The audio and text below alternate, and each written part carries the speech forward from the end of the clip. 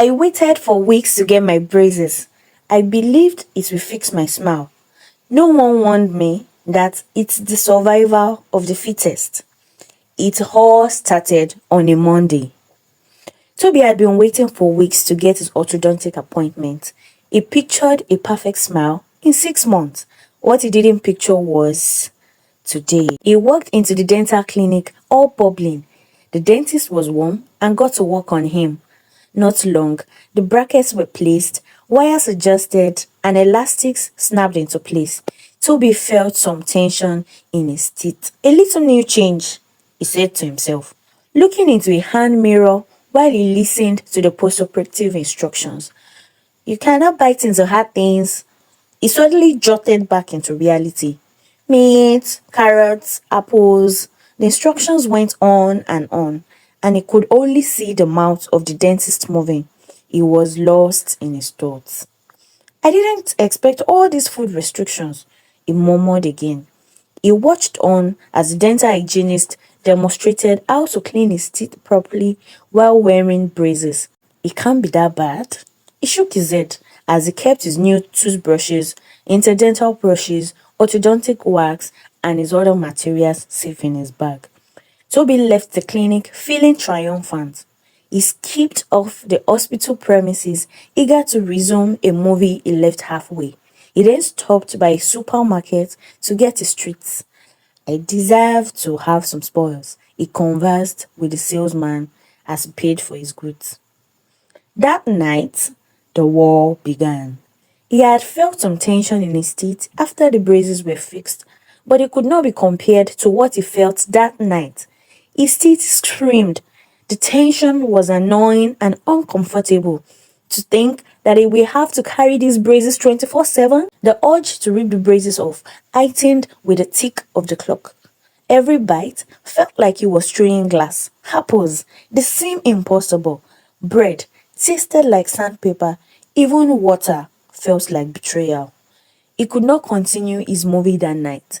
It was so hard to distract himself from the discomfort. He went into the bathroom to brush as he had been taught. He tossed and turned on his bed. By 2 a.m., he was already exhausted, so he slept off. That midnight, he had a nightmare. He was being chased by an ant trail filled with soldier ants that were coming from an ant hill in a forest close to his house. He ran till he fell, and the ants descended on him, crawling over his face and entering into his mouth, but he couldn't take them away. He sprang up suddenly from his dream and remembered, oh, I just got the braces. He slept back in surrender. The next morning, Toby didn't want to leave his bed. His lips were sore, his cheeks were raw. The brackets had decided to declare themselves enemy of his territory. The orthodontic wax his dentist gave him felt like a tiny little soldier fighting against an overwhelming army. He struggled to pull himself off his bed. Today is gonna be a long day, he sighed. On Wednesday, his cheeks joined. The swelling turned his face into a temporary caricature of a chipmunk. It's hard to tell if they were puffy from sleepless nights or from the braces.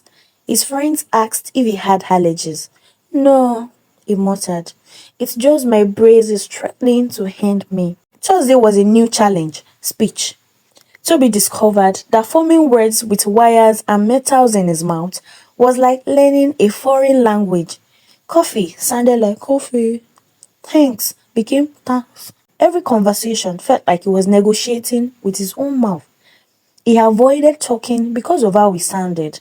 He also resorted to texting instead of returning his calls. Meanwhile, food had become a warfare. Spaghetti felt like he was trapped in a sticky mess. Popcorn tasted like his teeth were in a minefield of kernels. Pizza crust, a brutal throw-off.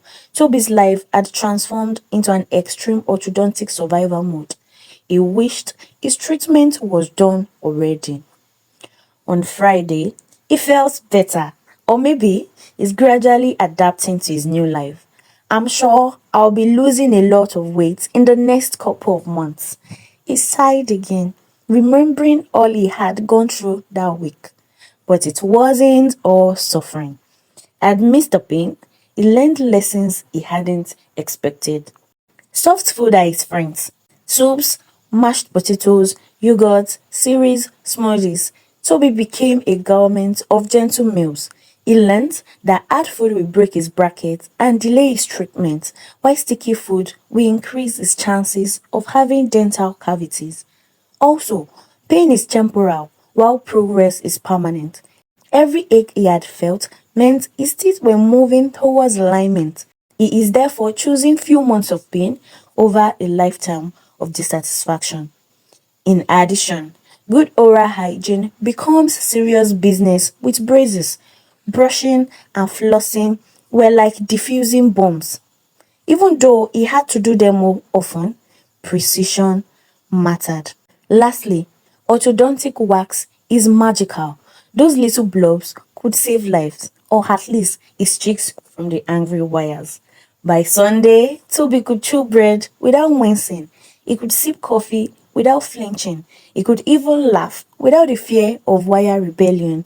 He started developing better ways to feed without breaking his brackets or becoming malnourished. And when he finished his breakfast that morning, he brushed his teeth, looked in the mirror. He saw the tiny beginnings of a perfect smile, imagined beneath the discomfort, and realized something profound. Braces don't just straighten teeth, they test one's patience, resilience, and creativity. The challenge wasn't just pain, it was learning to navigate a mouth that felt foreign while still living, eating, and talking like a human. So he smiled, painfully, yes, but knowingly, because he knew the week of wire was temporary, but the payoff, it was worth every tension, sore, pain, and wax covered cheek. Today, Toby has shared his first week of braces experiences with you. I want you to encourage him by clicking the like button. Also, share your personal experiences to let him know he's not alone in this journey.